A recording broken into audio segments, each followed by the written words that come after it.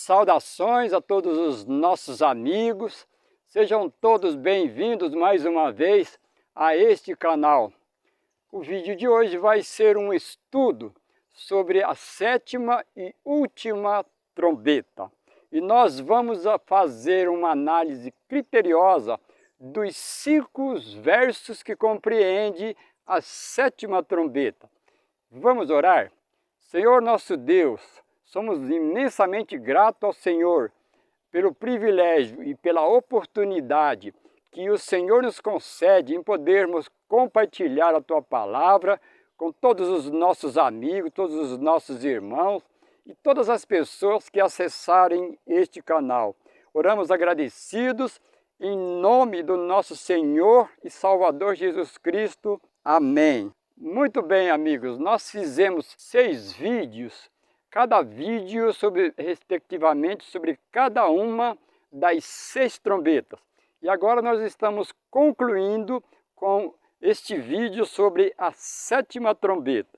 Nós vamos para a Bíblia, a Palavra de Deus, relativo ao assunto específico da sétima trombeta. Isto está em Apocalipse capítulo 11, os versos 15 até os versos 19. E diz assim: o sétimo anjo tocou a sua trombeta, e houve no céu grandes vozes que diziam: os reinos do mundo vieram a ser de nosso Senhor e do seu Cristo, e ele reinará para todos sempre. Portanto, quando o sétimo anjo tocou a trombeta, ouviu-se vozes do céu. E essas vozes diziam: os reinos do mundo vieram a ser do Senhor e do seu Cristo.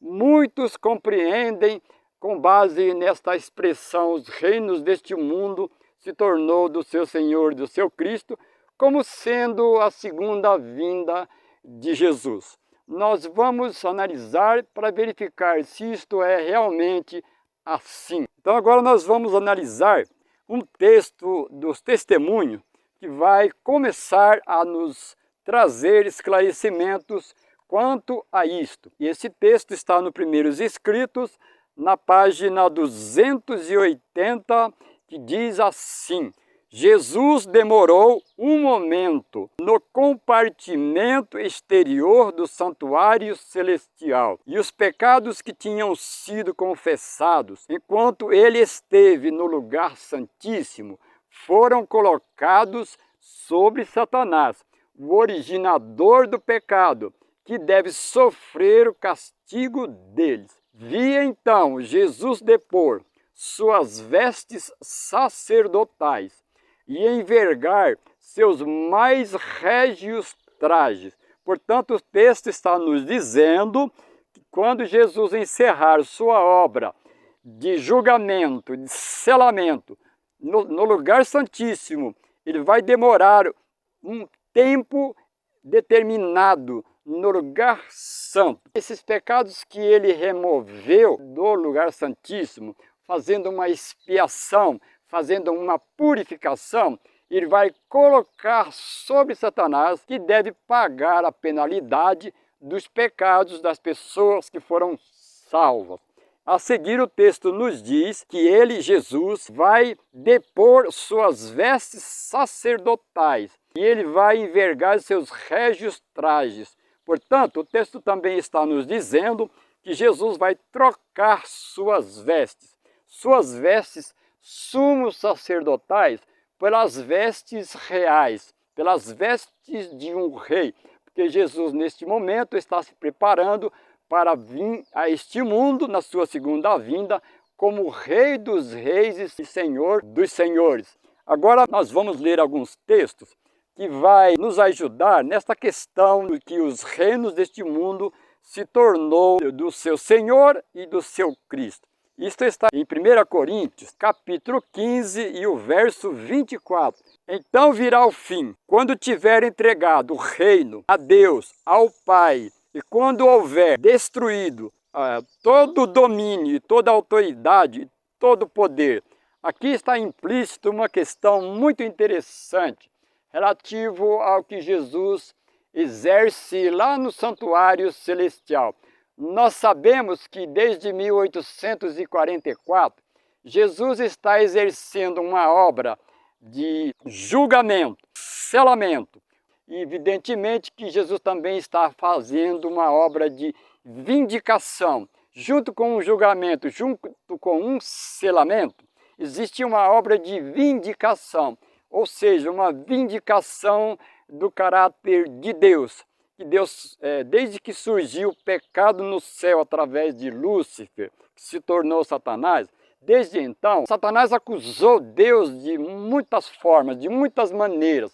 Portanto, para que possa inocentar o Pai, que não é culpado, mas é acusado, com a finalidade de inocentar o Pai e também inocentar os salvos através do perdão, através de uma obra ampla de expiação, Jesus exerce essa função de vindicação. O que é vindicar? Vamos aqui fazer uma ilustração. Exemplo, uma pessoa tem uma propriedade em determinado lugar e um certo dia uma outra pessoa chega naquela propriedade e se apossa daquela propriedade. E o dono um dia vai até essa propriedade e encontra uma outra pessoa morando. O que seria correto o dono, o proprietário fazer? Ir até a justiça, comprovar que ele é o dono da propriedade.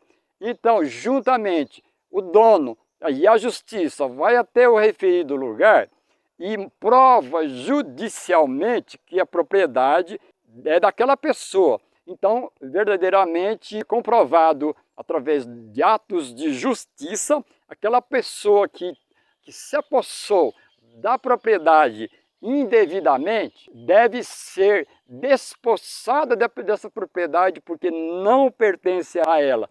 Igualmente ocorre com relação aos reinos deste mundo, que eles pertencem a Deus, mas Satanás arroga e reclama como seu. Então, como Deus resolve essa questão de forma judicial, através de uma Suprema Corte, lá no Santuário Celestial, isto começou em 1844.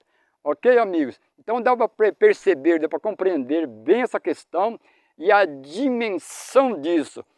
Sabemos que desde que surgiu o pecado no céu, através de Lúcifer, se faz necessário esta vindicação, não por causa de Deus, o Pai, o Filho, o Espírito Santo, mas para o bem do universo, para que isso seja um antídoto. Então Deus resolve essa questão de forma judicial, provando e esclarecendo para todo o universo esta questão toda do pecado, essa amplitude toda abrangente do pecado. Então nós vimos aqui essa questão dessa vindicação. Agora de Apocalipse capítulo 11, verso 16 e o verso 17, continuação dos versos 15, tratando da sétima trombeta, que diz assim: os 24 anciãos que estão assentados em seus tronos diante de Deus, prostraram-se sobre seus rostos e adoraram a Deus, dizendo: graças te damos, Senhor Deus Todo-Poderoso, que eras, porque tomaste o teu grande poder e reinaste. Agora, nos versos 16 e verso 17, é-nos dito que quando ouvires a voz lá do céu, dizendo que os reinos deste mundo se tornou do Senhor e do seu Cristo,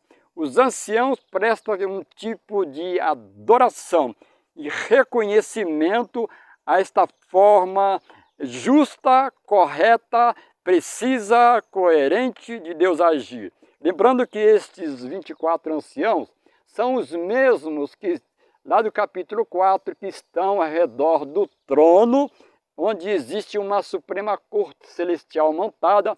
Nós vimos também no capítulo 5, onde aparece Deus, o Pai, sentado nesse trono, tendo um livro selado com os 7 selos em suas mãos. E ele, o próprio Deus, o Pai, não abre o livro, e é dito também que Jesus Cristo é digno de abrir os 7 selos, e diz também no capítulo 5, porque morreste com o seu sangue compraste, por isso é digno de abrir o livro selado com os 7 selos. E agora, Apocalipse 11, 18, que é a sequência das 7 trombetas. Diz assim: iraram-se as nações, então veio a tua ira, o tempo de serem julgados os mortos, o tempo de dares recompensas aos profetas, seus servos, e aos santos, e aos que temem o teu nome, pequenos e grandes, o tempo de destruírem os que destroem a terra. Neste verso, então nós vimos aqui mencionar várias vezes um tempo para isto, um tempo para aquilo, um tempo para aquilo e um tempo para aquilo. Então nós vamos agora utilizar como fonte para que amplie a nossa compreensão. Primeiros escritos, na página 36, nos diz assim: vi que a ira das nações, a ira de Deus, o tempo de julgar os mortos, eram acontecimentos separados e distintos, seguindo um ao outro. Outro sim, que Miguel não se levantara, e que o tempo de angústia, tal como nunca houve, ainda não começara. As nações estão irando agora, mas quando nosso sumo sacerdote concluir sua obra no santuário, ele se levantará, envergará as vestes de vingança, e então as 7 últimas pragas serão derramadas. Então nós vimos aqui, contextualizando este verso 18, dizendo que a ira das nações, a ira de Deus, o tempo de julgar os mortos, são acontecimentos separados em tempos específicos. Então existe uma ordem de acontecimentos, conforme eu li nesse verso na Bíblia, a palavra de Deus. Agora então nós vamos para o verso final, que é o verso 19, que diz assim: abriu-se então no céu o templo de Deus, e a arca de sua aliança foi vista no seu santuário. Houve relâmpagos, vozes, trovões e terremoto e grande chuva de pedra.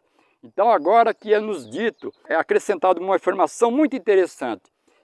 Abriu-se então o templo de Deus e foi vista a arca da aliança. Muitos estudiosos da Bíblia, da palavra de Deus, têm dito que essa visão aqui do Santíssimo trata-se de um momento em que Jesus entra no lugar santíssimo para começar a sua obra de julgamento. No entanto, esse contexto aqui, é um ponto além deste tempo de início. E nós vimos lá que no capítulo 3, versos 7 e 8, existe uma transição da igreja de Filadélfia para Laodiceia. E nós vimos no capítulo 4 e capítulo 5, que aí sim existe essa mudança sacerdotal de Jesus, do lugar santo para o lugar santíssimo, mas não aqui em Apocalipse 11, 19. Veja o que diz os testemunhos relativo a isso. Isso aqui está na carta 47 de 1902 e diz assim: quando o templo de Deus se abrir no céu, que tempo triunfante será para os fiéis e verdadeiros. No templo será vista a arca da aliança, a qual foram colocadas as 2 tábuas de pedra sobre as quais está escrita a lei de Deus. Estas tábuas de pedra serão tiradas do seu esconderijo, e nelas serão vistos os 10 mandamentos, esculpidos pelo Deus de Deus. Estas tábuas de pedras que estão agora na arca da aliança serão um testemunho convincente da verdade e da obrigatoriedade das reivindicações da lei de Deus. Então nós vimos através desse texto que coloca essa questão do verso 19 da 7ª trombeta em um contexto futuro. Então vai haver um momento específico no futuro onde vai ser vista a Arca da Aliança no Santíssimo do Santuário Celestial. E isto não está no momento em que Jesus entra para o lugar santíssimo para purificar. Segundo o texto, está nesta mesma sequência. Veja o que diz: mentes e corações sacrílegos pensaram que tinham poder suficiente para mudar os tempos e a lei de Jeová. No entanto, seguras nos arquivos do céu, na arca de Deus, estão os mandamentos originais, escritos em 2 tábuas de pedra. Nenhum potentado na terra tem o poder de remover aquelas tábuas de seu esconderijo sagrado sob o propiciatório. Portanto, nós vimos aqui que a santa lei de Deus, escrita pelo seu dedo, a original, ela está na Arca da Aliança, no santuário do céu. Então nós vamos continuar agora a nossa análise e agora nós vamos chegar num ponto culminante. Eu vou ler um texto que está no Desejado de Todas as Nações, que vai nos introduzir a esse ponto final e diz assim: o tempo exato da segunda vinda do Filho do Homem é mistério de Deus. Portanto, a segunda vinda de Jesus, o dia e a hora, o tempo exato, ninguém sabe, conforme Jesus mencionou lá em Mateus 24 e o verso 36. Mas nós vamos perceber agora que vai aparecer um ingrediente muito interessante, que vai haver um momento específico, e isto vai ser revelado. E isto não é um tempo de graça, mas é um tempo próximo da segunda vinda de Jesus. Então eu vou ler primeiramente Apocalipse capítulo 10 e o verso 7, que diz assim: mas nos dias da voz do sétimo anjo, quando estiver prestes a tocar a sua trombeta, se cumprirá o mistério de Deus, como anunciou aos profetas, os seus servos.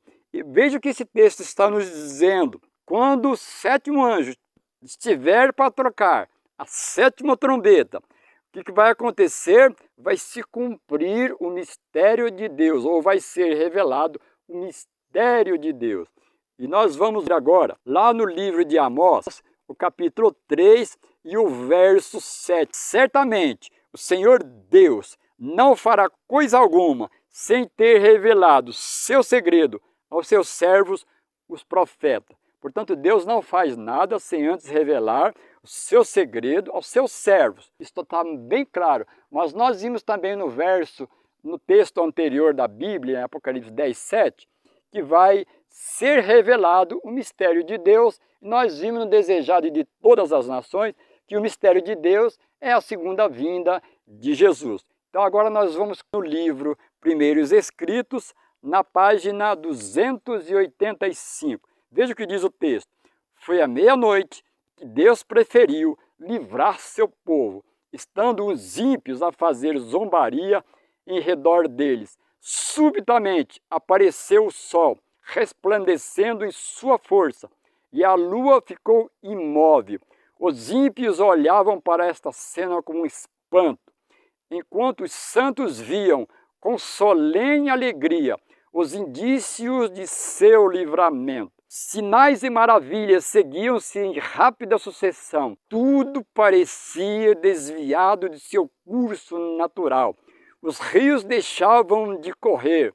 Nuvens negras e pesadas subiam e batiam umas nas outras. Houve um grande terremoto. As sepulturas se abriram. E os que haviam morrido na fé da mensagem do terceiro anjo, guardando o sábado, saíram de seus leitos de pó glorificados, para ouvir o concerto de paz que Deus deveria fazer com todos os que tinham guardado a sua lei. Então nós vimos aqui nesses textos um momento em que vai haver uma questão muito assim grandiosa, um momento específico, agora aqui no contexto da sétima trombeta, que vai haver uma situação muito grande e paradoxal. Como assim?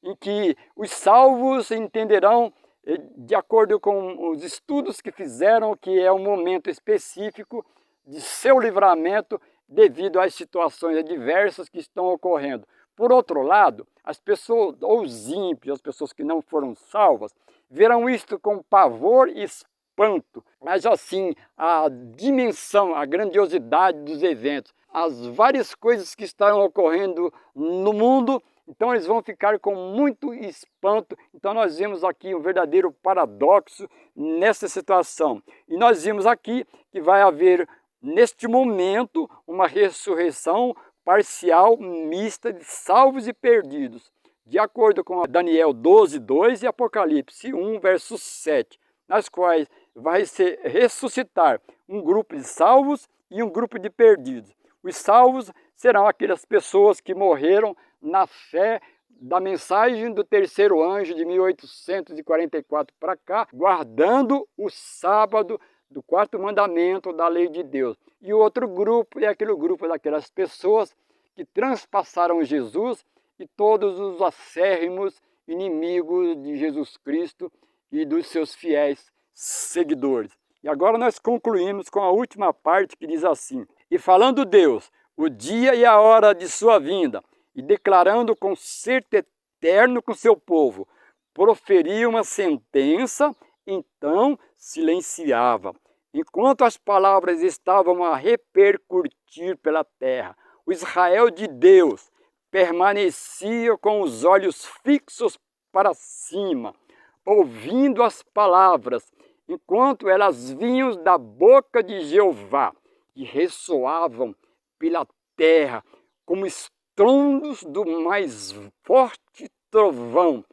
Era terrivelmente solene. Amigos e irmãos, que situação interessante que está contida aqui na sétima trombeta. Desejamos que seja muito importante para você, para que você individualmente, fazendo uso do seu livre-arbítrio, possa analisar os textos, para que você possa ter a sua compreensão como nós fizemos também assim. Que o amor de Deus, a graça do nosso Senhor Jesus Cristo e a comunhão do Espírito Santo esteja com todos os nossos amigos e os nossos irmãos. Este é o nosso grande desejo deste canal.